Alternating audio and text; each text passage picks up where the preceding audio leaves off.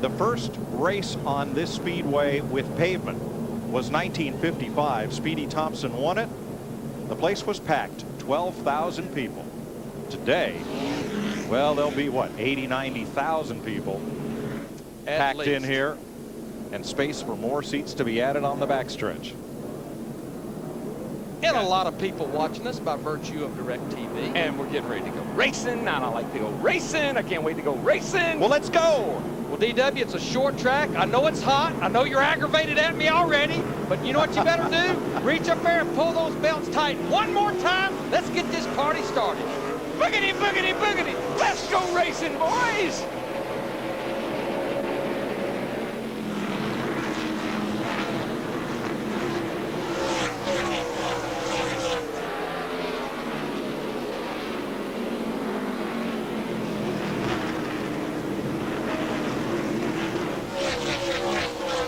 What Sterling Marlin in that 14 car was trying to make some move on the outside, and he got real loose off turn 4. Now he's trapped up there. Well, I've seen it in the past here where everybody tries to get to turn 1. Big crash. Well, that didn't take long, did it? Caution is out. That's our DirecTV car with Clint Boyer. Robbie Gordon in the 7. There you go. Come on. There you go. All of them get going, so they all will stay on the lead lap. But you know what, Larry? You can spin out here. You can get involved in a lot of accidents during the day, and you can keep right on racing. You're not going as fast as we were at Bristol, so you don't hit the wall as hard. You don't tear the car up like you did at Bristol. About 4.5 seconds slower lap here. Look at the trouble on Dale Earnhardt Jr.'s right front. And the problem with that is, look, what do you see in there? The brakes, brakes, the fans, and all that stuff, and you can't race here without that now. This looks like part of a chain reaction. There you see one of the brake cooling hoses hanging out of the right front of Robbie Gordon's car. Oh, yeah. I think they'll come in here crashing. The 19 gets boxed up, the 41 hits the brakes, and there's nowhere to go. Nope. Chain reaction. Looked like Chad Blunt possibly in the 34 car got into the back of Dale Earnhardt Jr. in the 8. From Clint Boyer. Front of you, slow it down, slow it down. Whoa, whoa, stop right there. Don't go forward. Right in the back of Travis Quaffle. Pretty hard lick on that car. All right, stay working out. All right, back Kyle up there, Petty. back up. Filing into the Schwann's car with its Victory Junction cam. Robbie Gordon, we mentioned, involved. Dale Earnhardt Jr. We're under the first caution of the day with just 2 laps complete in the DirecTV 500. Green flag. McMurray for the lead. You can just tell McMurray in the 26 car, he's trying hard to get those 5 points for leading the lap. Yeah, he's looked inside of Jimmy Johnson on every restart so far, but Jimmy seems to get it going. It's a couple of laps and he kind of pulls away a little bit.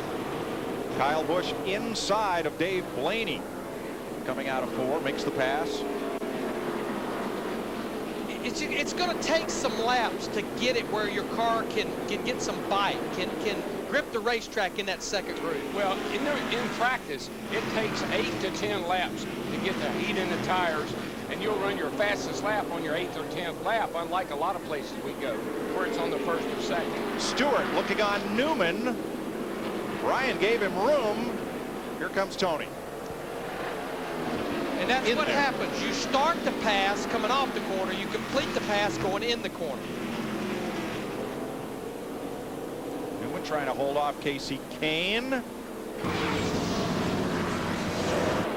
Quite. Now watch the 5 a couple laps ago. Ducking in on Bobby Labonte, and Dave Blaney gave him room. But that was the look of an experienced driver in Bobby Labonte, the 43 car. Give and take early in the race. And there was a lot of giving by him right there. Brian Newman's in trouble, Darrell. He can't get back to the inside. Well, we saw that with Sterling Marlin, and he's way back here, I don't know, in about 10th place. So it's affecting him the same way. There's no grip out there. Robbie Gordon out of the race with Jeannie. Yeah, so much respect for Robbie Gordon. What he's trying to do is a full-time owner, driver. Engine's supposed to be not a problem coming into 2006, but that's what we're seeing out here today. Yeah, you know, we've had some good runs this year so far with number 7 Chevrolet, and what a disappointment to be the first car out here in Martinsville. Had high hopes for the weekend. We had up in the top 20 every practice yesterday. Thought that we had a good shot at it, but You know, we just don't know really exactly what the problem is. Guys are taking a look at it, but I'm pretty sure we're done. His dedication, guys. You know, he may be done for the day, but this is just the beginning of this long season for him. Thanks, Jeannie. New leader, McMurray, and pressure from Stewart kicked Jimmy Johnson up to the high side, and now he's going to get freight trained. Yeah, I was just getting ready to say that the 48 was holding everybody up, and about that time McMurray got under him over there off the 2. And I think he's going to fall back considerably now. And Darrell, where he started hurting Jimmy Johnson in the 48, the car was just stopping in the middle of the corner. The car wasn't rolling through the middle of the corner like it should. Looks a little snug right in the middle of the corner. Tony Stewart, who's starting to get closer and closer to that bumper, the 26. Well, the NASCAR has got a minimum right side, right front tire pressure here. It's 23 pounds, 22 pounds in the right rear, and 10 pounds in the left side tires. Those are low pressures, but you can get down to, I don't know, 18 or 19 pounds if they would let you. But what we need to explain, Darrell, is if the car performs better as Tony Stewart in the 20 almost gets by Jamie McMurray in the 26, he's going to take the lead down the backstretch. So Stewart looks like he's going to lead this lap. But if the car runs better once the pressure's built up, why did they not just start him up there? You heard Jeff Hammond talk about brake heat. All this heat makes the air pressure grow, and if it just keeps growing, the car gets like a basketball with the air pressure. So you have to start it down low, but not to the point it hurts the car early in a run. We're back under green. Casey Mears and Carl Edwards have both raced past then leader Sterling Marlin to get back on the lead lap. But look at these teammates fight for the lead. Tony Stewart and J.J. Yaley side by side traded paint, and then Stewart went back in front. I mean, it was some big time racing. Whoa, Jimmy Johnson got in there, hit the curb, got up into the 18 car. Boy, that backed everything up. He's going to lose a position to Casey Kane in the 9 as well as his teammate Kyle Busch in the 5. He may have done a little damage to that car, Larry. I tell you, he was hitting around there pretty hard. And even 10 car lengths back, there was contact. Matt Kenseth and Michael Waltrip as a result. Well, he's lucky he didn't cut a tire down because he got into JJ.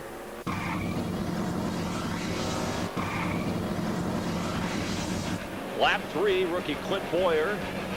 A number of cars in a pileup. Drivers were dizzy like Joanne Worley. Coming out of that, everybody was okay, though. Dale Earnhardt Jr., his car was wrecked, worked on, fell back to 42nd, but Jr. worked his way all the way back up to 4th later in the race. Meanwhile, Jeff Burton and Kurt Busch at the top 10. Yeah, Kurt gets in there, does a little bit too hard, slides up, gets into the side of Jeff Burton, knocks him into the outside wall. And, you know, clearly Jeff Burton was really upset about that. Kurt Busch is in the top 10. Jeff Burton all the way 70 laps down. Junior working his way back into the top 10. Ryan Newman was a lap down, but didn't leave him a lot of room, and that has affected the car further for Junior. Yeah, short track racing at its finest. Not his fault, but that's what happens here. Everybody gets together, beating and banging. Next thing you know, you're in the outside wall, inside wall. Meanwhile, Jimmy Johnson and Tony Stewart have been dominating this race. As we said, Stewart leading the most laps, but with 120 to go, Jimmy Johnson taking the lead and trying to hold off Tony Stewart. Tony Stewart right there on the inside, trying to make some gains and get back up on the back bumper of Jimmy Johnson. But Chris, it's time to go racing within 100 laps here. Now's when you need to get up on that wheel and show what you've been saving. 97 laps of Sakatumi time left at Martinsville, and it could be very interesting. Very interesting, but not very funny. Elliott Sadler's coming, Larry. We were talking about this battle right before we went to break. Remember, it wasn't that long ago, Jeff Gordon in the 24 was battling his teammate Kyle Busch in the 5 for 3rd, but he's about to give up 4th to Elliott Sadler in the 38 car. I think this is when, most of the time, this is when the crew chief really earns his money, in my opinion. He anticipated these track conditions. Hot temperature today, rubber buildup in the turns, shock package, spring package. This is when the really sharp guys take hold.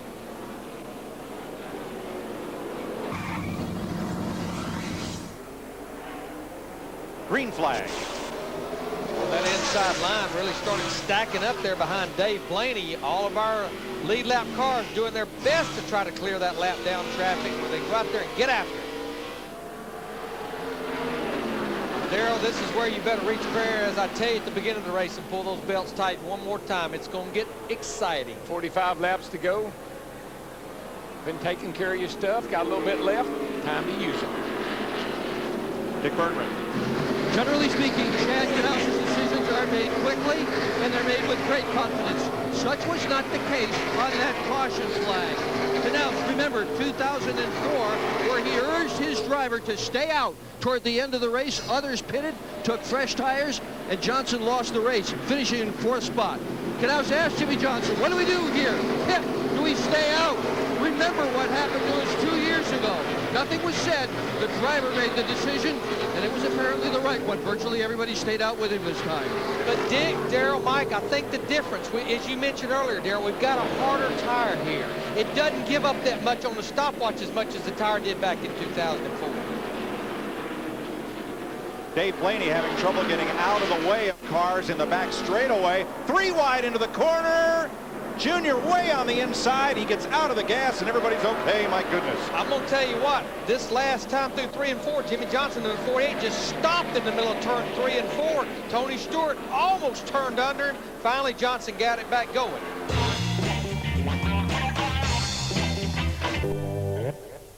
This is a battle for the 7th position right now.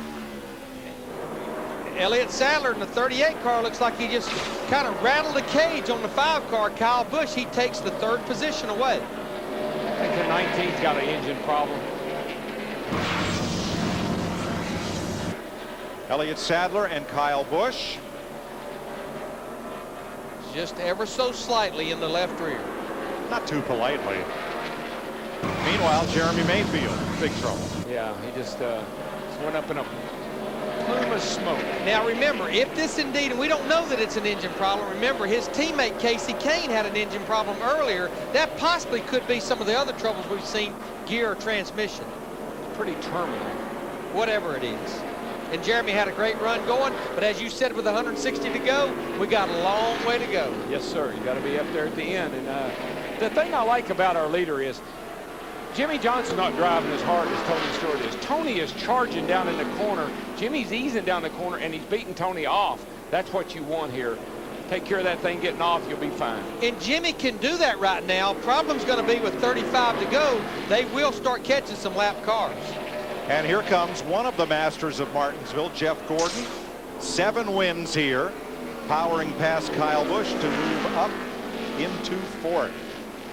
I love it when you say, where'd he come from? Well, we've got to pick an All-State good hands driver of the day. And through all the incidents, Dale Earnhardt Jr. still contending in 7th place right now. You saw him as part of the 2 car in the wall. Yep. Junior fought his way back after being involved in the first incident of the day, and even after a bump from Ryan Newman sent him into the inside wall. 3 of the 4 corners of that car are bent up or broken, but Junior is still in the top 10. On behalf of Dale Jr., Allstate will donate a $1,000 scholarship to the Urban Youth Racing School, Allstate official insurance partner of NASCAR. All I know is with 32 laps to go, we got them 3 and 4 wide down the back straightaway right now.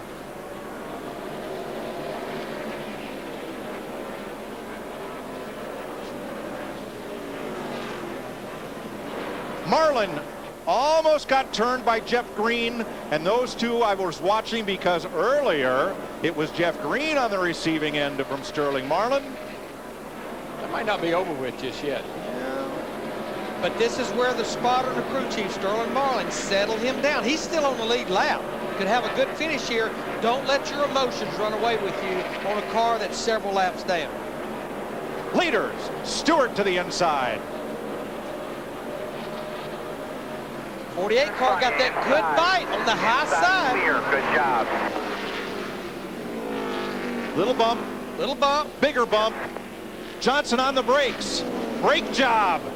Whoa. Inside, inside, inside. He gives Stewart room this time. But this is where Johnson gets that good run again off turn 2. But where his weaker is 3 and 4. Tell you what, he's aggravating the heck out of him with all those bumping that's going on. Tell you who loves this, Elliott Sadler. Here comes the candy man right up on the leaders. Well, and so does Jeff Gordon, who's right here just lurking back there too. But Tony is really using Jimmy up right now. But Darrell, it looks like Johnson in the 48, he's moved up to the high side and in the lane 2, both ends of the racetrack where there's good bite right now. He got knocked up there, Larry. I don't think he moved up there. He got moved to the top. And his spotter sent him up there. 20 car only.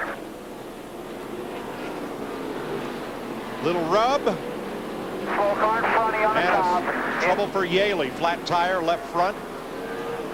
No caution. But why those two guys been going at it? We talked about it. Elliott Sadler in the 38 car right there in the mix with them. Jimmy gave Tony a shot. Tony might have been a little late on the gas there. You never know.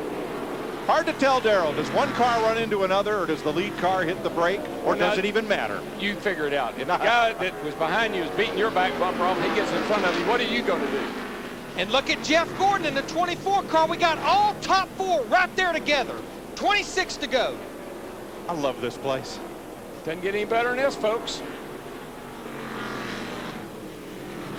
And Kyle Busch is sitting back there going, you know, if they all get together, I win. Things have settled down a little bit now. They've spaced themselves out a little. I think Jimmy just kind of, Tony got him frustrated. Jimmy took it out on him a tad, but Tony's driving off now. There goes Elliott Sadler up the racetrack. Jeff Gordon in the 24 gets by, and Sadler's got a problem. All clear. Does he have a problem, or did he get hit?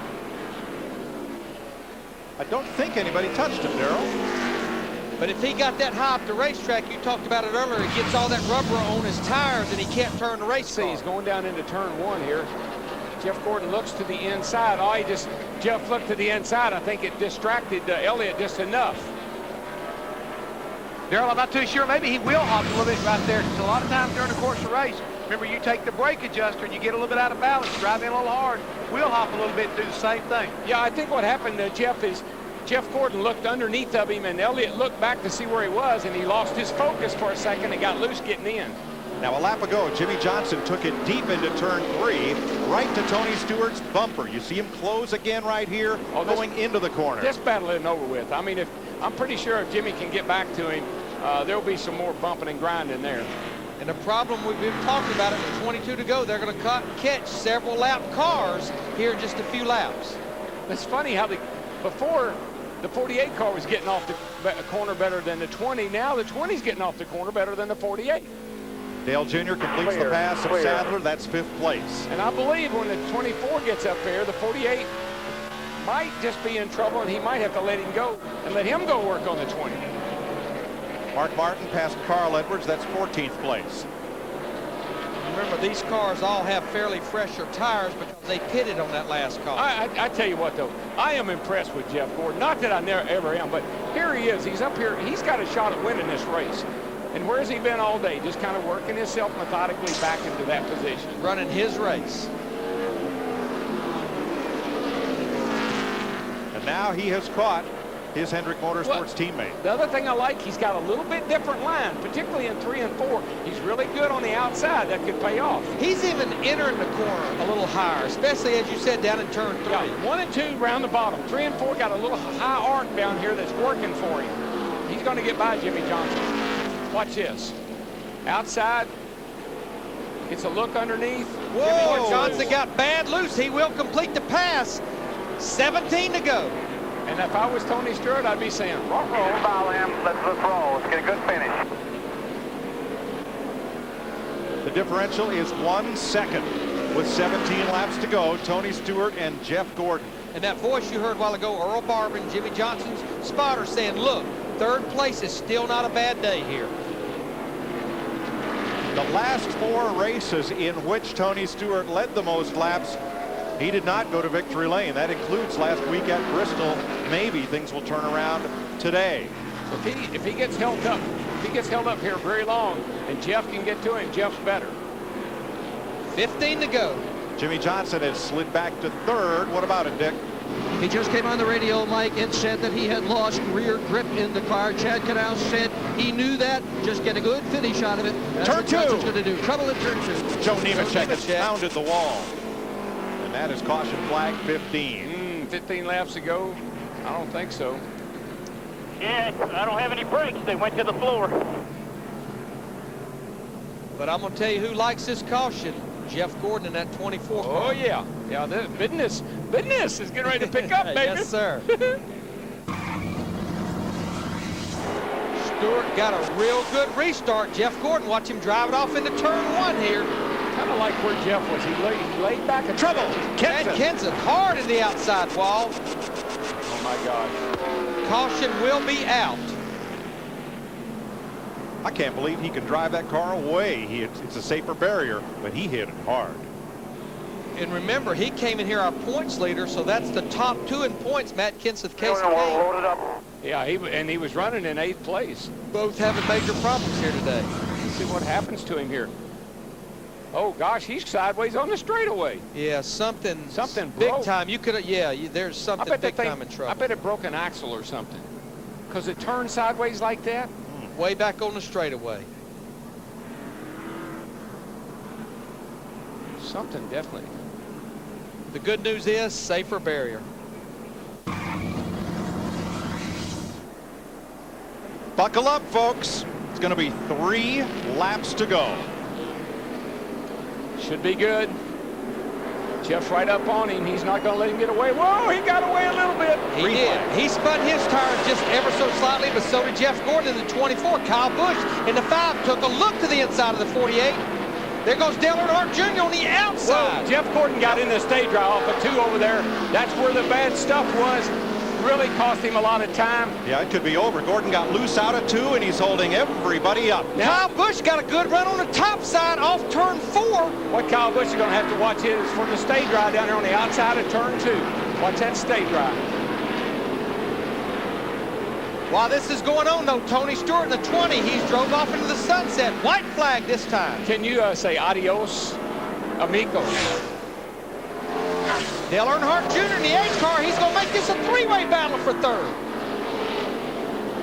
Kyle Busch slips up. Here comes Johnson. Yeah, the stage drive's real bad down there, right in the middle of 1 and 2 and off. Kyle got on the outside a little bit too much. And here comes Junior to the inside. Big orange. Tony Stewart gets the win. And Kyle Busch got loose. Dale Earnhardt Jr. will beat him back to the line for 4th. Well, it's a good race for 2nd, 3rd, and 4th. It was that. High fives all around.